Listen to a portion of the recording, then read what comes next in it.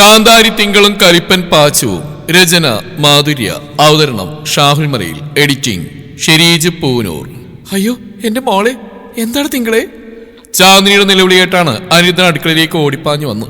എന്താ എന്താ ചന്തു, എന്താ പറ്റി നിനക്ക്? അനിയട്ട മോൾക്ക് എന്തോ പറ്റിയിട്ടുണ്ട്, ഞാൻ വിളിച്ചപ്പോൾ കേട്ടതാ.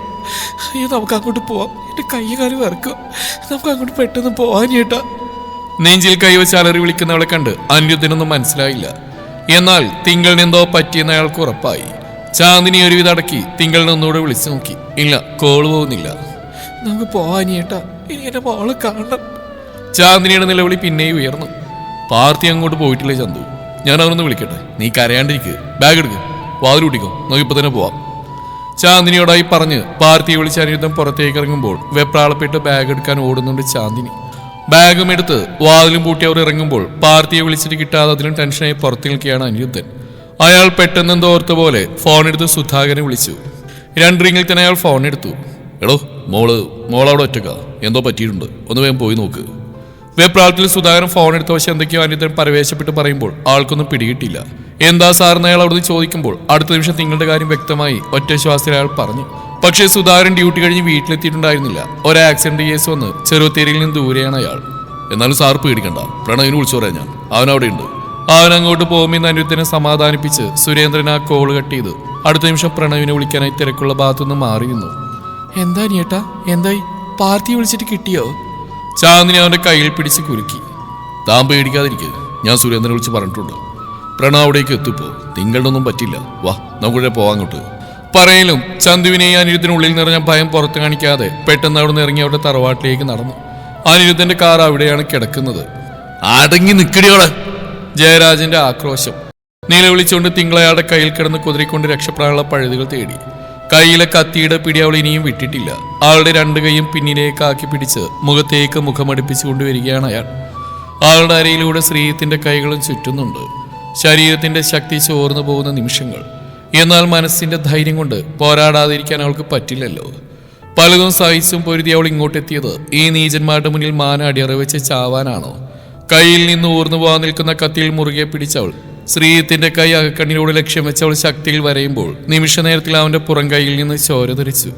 അലറിക്കൊണ്ട് തിങ്കളിൽ നിന്ന് അവൻ പിടിവിട്ട നിമിഷം ജയരാജിന്റെ തോളിൽ അവളുടെ പല്ലുകൾ അത്രയും മൂർച്ചയിൽ ആഴ്ന്നിറങ്ങി. വേദനയിൽ അയാളുടെ പിടിയും ആളിൽ നിന്ന് വിട്ടുപോയ നിമിഷം പിടഞ്ഞു തെറിച്ച് തിങ്കളവരുടെ കയ്യിൽ നിന്ന് പുറത്തേക്ക് ഓടിയതാണ്. ശ്രീത്തിന്റെ ആ കൊലവിളിക്കൊപ്പം തിങ്കളുടെ നീണ്ട മുടിയിൽ കുത്തിപ്പിടിച്ചവൻ പിന്നോട്ട് വലിച്ചതും നടുവടിച്ചവൾ ഹാളിലേക്ക് വീണുപോയി. അവന്റെ മുറിഞ്ഞ കൈയുടെ ചോര ആളുടെ മുഖത്തേക്ക് തെറിച്ചു. രക്ഷപ്പെടില്ലടി നീ, നിന്നെ തല്ലിക്കൊന്നിട്ടാലും ഞങ്ങളുടെ മോഹം ഞങ്ങൾ തീർത്തിരിക്കും. ചുമരിലേക്ക് അവളെ വലിച്ചിട്ട് അവൻ മുരളുമ്പോൾ ജയരാജനും അപ്പോഴേക്കും മുണ്ടും മടക്കി കുത്തി ഹാളിലേക്ക് വന്നു കഴിഞ്ഞു. പിടിക്കാതിത്തു, ഇവളുടെ അഹങ്കാരം നമുക്കാദ്യം തീർക്കാം പറഞ്ഞുകൊണ്ട് ആൾ കീഴെ ജയരാജൻ മുട്ടൂത്തിയിരിക്കുമ്പോഴേക്കും അയാളുടെ വയറ് നോക്കി തിങ്കൾ തൊഴിച്ചതും അയാൾ ബാലൻസ് സെറ്റ് നിലത്തേക്ക് വീണു. അന്നേരം തന്നെ ശ്രീയത്തിന്റെ മുഖവും നഖം വെച്ച് അവൾ കീറിപ്പൊളിക്കുമ്പോൾ അവന്റെ പിടി അവളിൽ നിന്ന് പിന്നെയും വിട്ടുപോയി. കൂടെ അവനും കൊടുത്തു തിങ്കളൊരു തൊഴി. പക്ഷേ വേഗത്തിൽ അവൾക്ക് അവിടെ നിന്ന് എഴുന്നേൽക്കാൻ പറ്റുന്നില്ല. ഇപ്പോൾ അവർ തന്നെ ആക്രമിക്കും. മനസ്സിന്റെ ധൈര്യം ശരീരത്തിന് കിട്ടുന്നില്ല. എന്നാലും അവൾ അവർ എഴുന്നേറ്റ് വരുമ്പോഴേക്കും തന്റെ മുറിയിലേക്ക് തപ്പിപ്പിടിച്ച് കയറി എങ്ങനെയോ വാതിൽ കൊട്ടിയടച്ചു. പുറത്തുനിന്ന് അവരുടെ അലർച്ച കേൾക്കുന്നുണ്ട്. ആ പഴയ പാതിയും ചിതലരിച്ച ആ മുറിയുടെ വാതിൽ അവളെങ്ങനെയാണ് സംരക്ഷിക്കുക? തിങ്കളുടെ കണ്ണുകൾ രക്ഷക്കായി ചുറ്റും പരതി. മേശയ്ക്ക് മുകളിലിരിക്കുന്ന തേപ്പ് വെട്ടി അവൾ കയ്യിലെടുക്കുമ്പോൾ കൊല്ലണമെന്നൊരു ചിന്ത അവൾക്കുള്ളിൽ വന്നു കഴിഞ്ഞു. അല്ലാതെ രക്ഷയില്ല.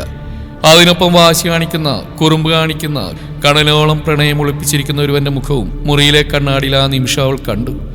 യോഗമില്ല തനിക്ക്, ഭാഗ്യമില്ല തനിക്ക്.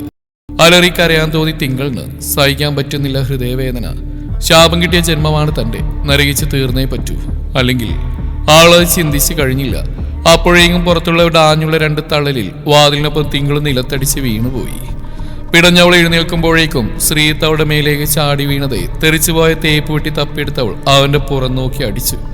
വേദനയിൽ പുളഞ്ഞവൻ മാറുമ്പോൾ അടുത്ത നിമിഷം അവിടെയുള്ള മരത്തിന്റെ കസേരയെടുത്ത് അവൾ ആഞ്ഞടിച്ചു കഴിഞ്ഞു ജയരാജൻ. മേശയിരിക്കുന്ന ചീക്കുവിന്റെ ബോൾ ചിഹ്നിച്ചതും പോലെ തിങ്കളുടെ തലയിലും പൊട്ടിത്തെറി. നിലതെറ്റി പെണ്ണിന്റെ കണ്ണുകൾ പാതി അടഞ്ഞു.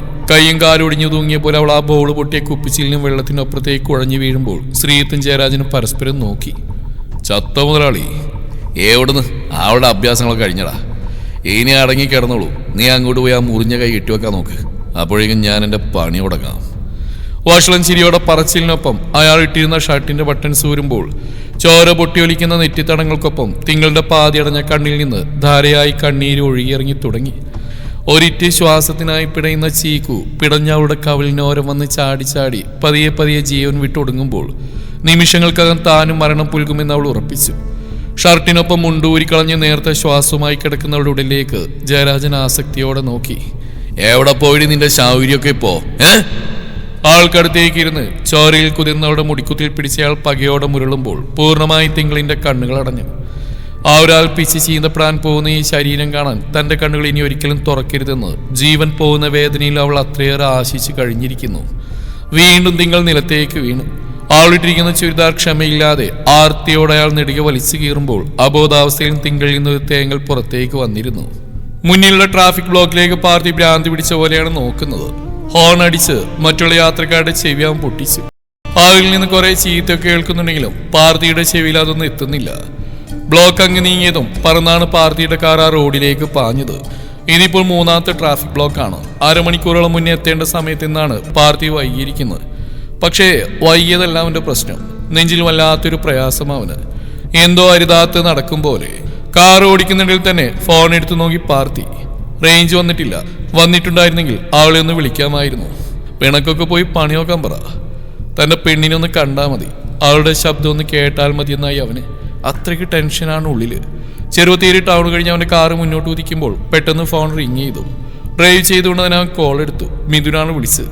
വിളിച്ചിട്ട് കിട്ടാത്തതിന് അവൻ രണ്ട് ചീത്ത വിളിച്ച് ഇങ്ങോട്ട് അവനെ കൊണ്ടൊന്നും പറയിപ്പിക്കാതെ സുരേന്ദ്രൻ അവരോട് വിളിച്ച കാര്യം പറഞ്ഞ് വേഗം ഇങ്ങോട്ട് വേണം, ഞങ്ങൾ അങ്ങോട്ടേക്ക് പോവാണെന്ന് പറഞ്ഞ് ഫോൺ വെച്ചു അവൻ. സത്യം പറഞ്ഞാൽ മിഥുനും പ്രണവും വീട്ടിലുണ്ടായിരുന്നില്ല. പ്രണവിന്റെ ജിമ്മിൽ എന്തോ ആവശ്യത്തിനായി ചെറുത്തേരിയിൽ നിന്ന് പുറത്തു തന്നെയായിരുന്നു അവരും. തിങ്കളിന്റെ വീടിന് മുമ്പിലായി പാർട്ടിയുടെ കാറ് വലിയൊരു ഇരുമ്പലോടെ ബ്രേക്ക് ഇട്ട് നിന്നു. കാറിന്റെ ഡോർ തുറന്ന് ആ അരമുതൽ ചാടിക്കടന്ന് പാർട്ടി അവളുടെ വീട്ടിലേക്ക് കുതിച്ചു. മന്മുവിനെയൊന്നും കാണാൻ അവന് കണ്ണുണ്ടായിരുന്നില്ല. തങ്കി! ചെവിക്കല് തകർന്നു പോകും പോലെയുള്ള വിളിക്കൊപ്പം വാതിൽ പാർട്ടി ശക്തിയിൽ തള്ളി. ലോക്ക് ചെയ്തിരുന്നില്ല മുൻവാതിൽ. ഉയർന്ന ശബ്ദത്തോടെ വാതിലിന്റെ രണ്ട് പാളികളും ഭിത്തിയിൽ വന്നിടിച്ചതും തിങ്കളുടെ ചുരിദാർ വലിച്ചു കീർന്നവൻ ഞെട്ടിത്തിരിഞ്ഞ് പിന്നിലേക്ക് നോക്കുമ്പോൾ ആകെ കോലം കെട്ട കോലത്തിൽ വെറി പൂണ്ടിൽക്കുന്ന ചെന്നായുടെ രൂപം പോലെ തന്നെ കടിച്ചു കീറാൻ പാകത്തിന് നിൽക്കുന്ന ഒരുത്തൻ. അടുക്കളയുണ്ടായിരുന്ന സ്ത്രീത്വം ശബ്ദം കേട്ട് പുറത്തേക്ക് വരുമ്പോഴേക്കും ജയരാജന്റെ മുഖം നോക്കി ചവിട്ടിയരച്ച് പാർട്ടി തെറിപ്പിച്ച് കളഞ്ഞിരുന്നു. ഡാ! സ്ത്രീ തലറി വരുമ്പോൾ അവന്റെ മർമ്മം നോക്കിയും കൂടെ ഒരു അസല് ചവിട്ട് കൊടുത്തവൻ. തങ്കി! നെഞ്ചു പൊട്ടുമാറുറക്കെ ചോരയിൽ കുതിർന്ന് അർത്ഥനഗ്നയായി കിടക്കുന്നവളെ ബെഡ്ഷീറ്റ് വലിച്ച് പുതച്ച് മടിയിലേക്ക് ഇരുത്തി അലറി വിളിക്കുമ്പോൾ അവന് ആ നിലവിളിയിൽ സ്ത്രീത്വം ജയരാജന് മാത്രമല്ല, അവന് പുറകെ തന്നെ ഇങ്ങോട്ട് ഓടിയെത്തിയ മന്മുവിന്റെ കിടപ്പുണ്ട് പുറത്തൊരു നിമിഷം പകച്ചിൽക്കുന്ന പ്രണവ് മിഥുനും ഞെട്ടി വിറച്ചു പോയി. അടുത്ത നിമിഷം അവർ രണ്ടുപേരും അങ്ങോട്ട് പാഞ്ഞെടുക്കുന്നുണ്ട്. മുതലാളി, എന്നോട് നിൽക്കണ്ട, ഓടിക്കോ എന്ന് പറഞ്ഞ് ശ്രീത്ത് അടുക്കള വഴി വാതിൽ തുറന്ന് പായുമ്പോൾ ഊരിയെറിഞ്ഞ മുണ്ടും ഷർട്ടും വലിച്ചെടുത്ത് ജയരാജനും അവന് പുറകെ ഇറങ്ങി ഓടിക്കഴിഞ്ഞിരുന്നു. മിഥുനും പ്രണവിനും അവരെ കാണാൻ പോലും പറ്റിയില്ല. ഇടിയും തൊഴിയും കൊണ്ട് നല്ല വേദനയുണ്ടെങ്കിലും അതിനേക്കാൾ കൂടുതൽ അവളൊന്നും മര്യാദ കാണാനോ തൊട്ടു നോക്കാനോ കഴിയാത്തതിന്റെ ദേഷ്യവും നിരാശയും ഉണ്ടെങ്കിലും സ്വന്തം തടി നോക്കാതിരിക്കാൻ പറ്റുമോ അവർക്ക്? അവളങ്ങനെ ചത്തുമലച്ച പോലെ കിടന്നോണ്ടാ ആ ചെറുക്ക് നമ്മുടെ കാര്യം മറന്നുപോയത്. കയ്യിൽ നിന്ന് തെറ്റുന്ന സ്റ്റിയറിങ്ങിനൊപ്പം കാറിന്റെ സ്പീഡ് കൂട്ടി സ്ത്രീത്വം വായിട്ടിറക്കുമ്പോൾ ജയരാജന്റെ മുഖം അത്രയും മുറുകെയാണ് ഇരിക്കുന്നത്. അവനെ ഇന്ന് തന്നെ കെട്ടിയെടുക്കുന്ന ആ പന്ന പുന്നാരമോ നമ്മളോട് പറഞ്ഞില്ലല്ലേ? ഇനി നമുക്കിവിടെ നിൽക്കാൻ പറ്റില്ല. അവന്റെ തന്തകൂടെ വന്ന തേടി പിടിച്ച് നമ്മുടെ അടുത്തേക്ക് വരുമെന്ന് ഉറപ്പാ. ജയരാജൻ നഖങ്ങളില്ലാത്ത തന്റെ വിരലുകളിലേക്ക് നോക്കി. അവളെ ഒന്ന് തൊട്ടതിന് അയാൾ ചെയ്തായത്. ആളുടെ അടുത്തേക്ക് ചെല്ലും വരെ ഇത് പകയുടെ അടയാളമായിരുന്നു ജയരാജന്. ആളെ ഭോഗിക്കാൻ അത്രയും ആവേശം ജനിപ്പിക്കുന്ന ഒന്ന്. പക്ഷേ ഇപ്പോഴോ ആളെ കിട്ടിയില്ല. അതിനും പിന്നെ അനുഭവിക്കേണ്ടി വരുന്നു. നാട് വിട്ടേ പറ്റൂ, എവിടെ നിൽക്കാൻ പറ്റില്ല. മൂന്നാറിലേക്ക് തന്നെ പോടാ, നമ്മളിനി ഇവിടെ നിന്നാൽ ശരിയാവില്ല. ഞാനിത് മുതലാളിയോട് അങ്ങോട്ട് പറയാൻ വരികയായിരുന്നു. ശ്രീത്തിന്റെയും ശ്വാസം മുട്ടലോടെയുള്ള സ്വരം. എന്നാൽ നീ വണ്ടി നേരെ വീട്ടിലേക്ക് വിട്, കുറച്ച് സാധനങ്ങൾ എടുക്കാണ്ട്. ഇനി ഇങ്ങോട്ടൊരു തിരിച്ചുവരവിന് നമ്മൾ ഒരുപാട് സമയമെടുക്കും. അയാൾ എന്തൊക്കെയോ കണക്കൂട്ടലുകളോട് പറഞ്ഞു നിർത്തിയതും ശ്രീത്ത് തലയാട്ടി കാറിന്റെ സ്പീഡ് ഒന്നുകൂടെ കൂട്ടി. ചെറുത്തേരി മിഷൻ ഹോസ്പിറ്റൽ എൻട്രൻസിലേക്ക് അനിരുദ്ധന്റെ കാർ ഒരു ഇരുമ്പലോടെ വന്നു നിന്നു. കരഞ്ഞാകെ വാടിത്തളർന്നു പോയ ചാന്ദിനിയെ അനിരുദ്ധൻ ഒരു വിത്തലത്തിൽ നിന്ന് പിടിച്ചിറക്കി. എന്റെ മോളെ കൂടെ കൊണ്ടുപോയാൽ മതിയായിരുന്നു എനിക്ക്. ഏത് പൊട്ട ബുദ്ധിക്കാൻ എന്റെ കൃഷ്ണ അവിടെ എത്തിയുന്നവരെ ഞങ്ങൾ നിർത്താൻ തോന്നിച്ച്. എന്റെ മോളിയുടെ ഒറ്റക്കാണെന്ന് ഓർത്ത് ആരെങ്കിലും വിളിച്ച് കൂട്ടിത്തപ്പോഴുള്ള ബുദ്ധി പോലേക്ക് തോന്നിയില്ലല്ലോ. കാര്യം പറഞ്ഞപ്പോൾ മുതൽ അവിടുന്ന് തുടങ്ങി ഇവിടെ വരെ എണ്ണിപ്പെറുക്കി കരച്ചിൽ തന്നെയാണ് ചാന്ദിനിക്ക്. ഒന്നും കാര്യം പറ്റിയിട്ടില്ല മോൾക്ക്. അപ്പോഴേക്കും നമ്മുടെ പാച്ചം കൊണ്ട് എത്തിയില്ലേ? അനിരുദ്ധം പറഞ്ഞിട്ടും ചാന്ദിനിയുടെ ഉള്ളം തണുത്തില്ല. ആൾ ഒറ്റക്കാക്കി പോയതുകൊണ്ട് കുറ്റക്കാരി ഞാനാണെന്ന മട്ടിൽ കരച്ചിൽ തന്നെയാണ് ചാന്ദിനി.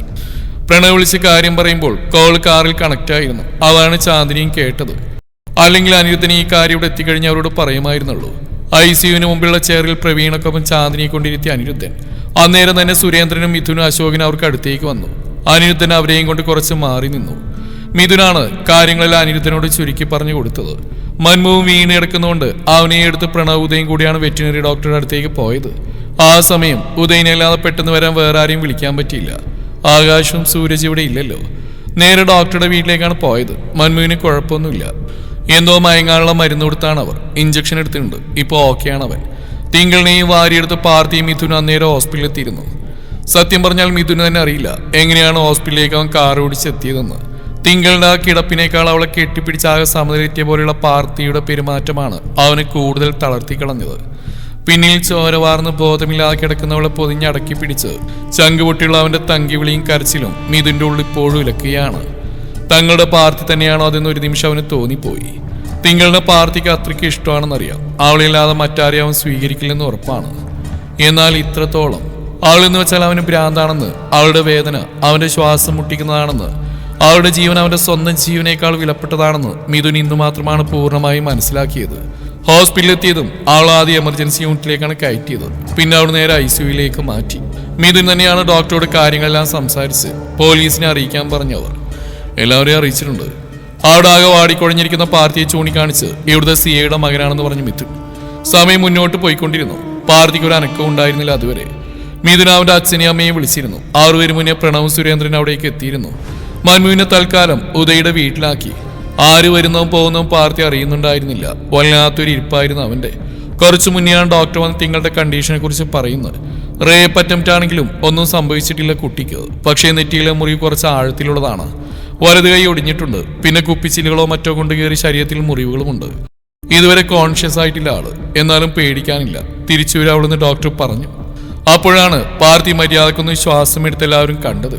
എന്നിട്ട് എന്റെ പാച്ചുന്തേ എല്ലാം പറഞ്ഞു കഴിഞ്ഞാൽ ഇതും വെപ്രാളത്തോടെ ചോദിക്കുമ്പോൾ മിഥു പ്രണവിനൊപ്പം അപ്പുറം മാറി നിൽക്കുന്നവനെ കാണിച്ചു കൊടുത്തു. അനിരുദ്ധൻ പെട്ടെന്ന് അങ്ങോട്ട് നടന്നു. പ്രണവ് അനിരുദ്ധം വരുന്നതുകൊണ്ട് പാർത്തിയുടെ അടുത്തുനിന്ന് മിഥുനടുത്തേക്ക് ചെന്നു. പാച്ചു തോളിൽ പിടിച്ച് അവരനിരുദ്ധം തനിക്ക് നേരെ പിടിച്ചു. അവന്റെ തങ്കിയുടെ ചോര പുരണ്ട വസ്ത്രങ്ങളോടെ ആകെ വിയർത്ത് കോലം കെട്ടി വിങ്ങിപ്പൊട്ടുന്ന നെഞ്ചും കലങ്ങി നിറഞ്ഞ കണ്ണുകളും ചുവന്ന് വിളറിയ മുഖവുമായി നിൽക്കുന്ന തന്റെ മകന്റെ രൂപം കണ്ട് അയാളുടെ നെഞ്ച് തകർന്നു പോയി. ചുണ്ടുകൾ കടിച്ചു പിടിച്ച് കണ്ണ് രണ്ട് നിറച്ചവന്റെ വിളി. ആദ്യമായിട്ടാണ് അവന്റെ വായിൽ നിന്ന് അച്ഛ എന്നൊന്ന് അനിരുദ്ധം വിളിച്ചു കേൾക്കുന്നത്. സന്തോഷം കൊണ്ട് മനസ്സ് നിറയേണ്ട ഈ സമയത്ത് പക്ഷേ അവന്റെ ആ ഉള്ളുനീരിയുള്ള അച്ഛൻ എന്ന വിളി അയാളുടെ ഹൃദയം ഉടച്ചു കളയുകയാണ് ചെയ്ത്.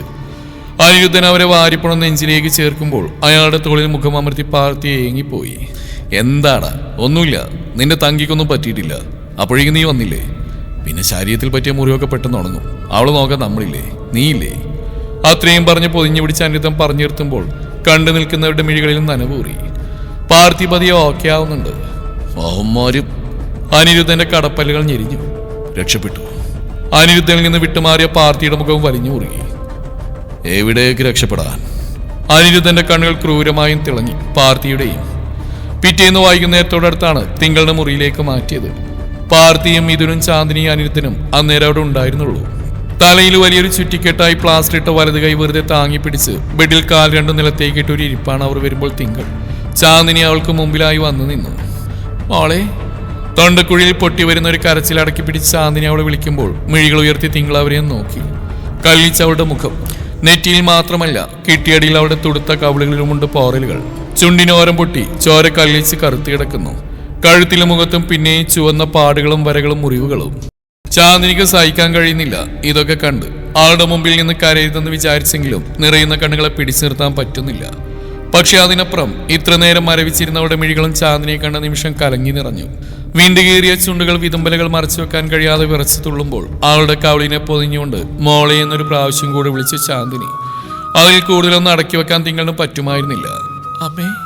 ഏങ്ങി തെറിച്ചൊരു വിളിക്കൊപ്പം ഇടത്തെ കൈകൊണ്ട് ചാന്ദിനിയെ വട്ടം കെട്ടിപ്പിടിച്ച് വയറ്റിലേക്ക് മുഖമമർത്തി അവളുടെ ചങ്ക് പൊട്ടും പോലെയുള്ള കരച്ചിൽ. ഇന്നേവരെ കാണാത്ത അവളുടെ ഇങ്ങനൊരു ഭാവം കണ്ട് പാർത്തിയുടെ പ്രാണൻ പിടഞ്ഞുപോയി.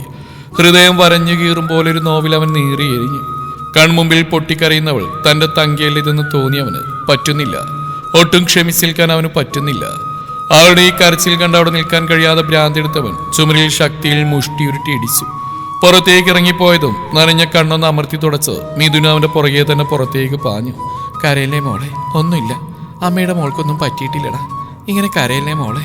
ആളുടെ കൂടെ തേങ്ങൽ അടക്കാൻ കഴിയാതെ വിങ്ങിപ്പൊട്ടുമ്പോഴും രണ്ട് കൈ കൊണ്ട് അവൾ ഒന്നുകൂടെ തന്നിലേക്ക് അമർത്തി ചേർത്ത് പിടിച്ച് ചാന്ദിനെ സമാധാനിപ്പിക്കാൻ നോക്കുന്നുണ്ട് പെണ്ണിനെ. ചന്തു മുന്നോട്ട് വന്ന അനിരുദ്ധൻ ചാന്ദിനിയെ ചേർത്ത് പിടിക്കുന്നതിനൊപ്പം ഒരു കൈ കൊണ്ട് തിങ്കളുടെ മുഖവും പൊതിഞ്ഞു. അനിയേട്ടന്റെ മോള്. എന്ത് ചന്തു, മോൾക്കൊന്നും ഉണ്ടായിട്ടില്ല. ചില മനുഷ്യമൃഗങ്ങൾ അവളെ ആക്രമിക്കാൻ ശ്രമിച്ചു. അവൾ വീണ് മുറിവുകൾ പറ്റി, അത്രയേ ഉള്ളൂ. മുറിവുകളും വേദനകളെല്ലാം പെട്ടെന്ന് ഉണങ്ങും. പഴയ പോലെ മിടുക്കിയായിട്ട് നമ്മുടെ പാച്ചുവിന്റെ തങ്കി തിരിച്ചു വരും, അല്ലേ മോളെ?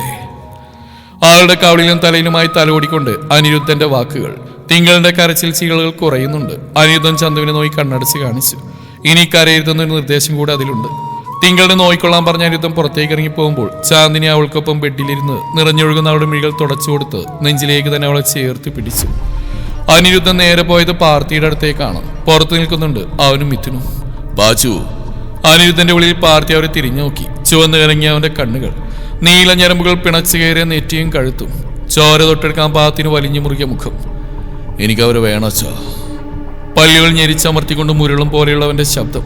അവന്റെ കൺമുമ്പിൽ ഇപ്പോഴും ഹൃദയം പൊട്ടിക്കരയുന്നവരുടെ മുഖമാണ്. അതിന് കാരണക്കാരായവരെ പച്ച കൊളുത്താൻ അവനുള്ളിൽ തീ ആളിക്കത്തുകയാണ്. അവരെ കിട്ടും പാച്ചു. നീ ആദ്യം നിന്റെ തങ്കിയുടെ അടുത്തേക്ക് ചെല്ല്. മറ്റാരെക്കാൾ അവൾക്കിപ്പോൾ നിന്നെ ആവശ്യമുണ്ട്. അങ്ങോട്ട് പോകാൻ നോക്ക്. അനിരുദ്ധൻ ശാന്തമായി തന്നെ പറഞ്ഞിരുത്തുമ്പോൾ ഒന്ന് അയഞ്ഞിട്ടുണ്ട് പാർത്തി. അനിരുദ്ധനെ ഒന്നുകൂടെ നോക്കിയവൻ തിങ്കളുടെ അടുത്തേക്ക് തന്നെ നടന്നു. അവനവിടെ ചെല്ലുമ്പോൾ ഒരുവിധം കരച്ചിലൊക്കെ അടങ്ങി മുന്നേ കണ്ട പോലെയുള്ള ഒരു തരിപ്പിലിരിക്കുന്നവളെ നോക്കി ആൾക്കടുത്തേക്ക് പാർത്തി നീങ്ങുമ്പോൾ ചാന്ദിനി അവന്റെ കയ്യിൽ മുറുകെയൊന്ന് പിടിച്ചു. ആ മുറിക്ക് പുറത്തേക്ക് ഇറങ്ങി വാതിൽ ചാരി. തുടരും ഈ കഥയുടെ ബാക്കി ഭാഗം നാളെ ഇതേ സമയം.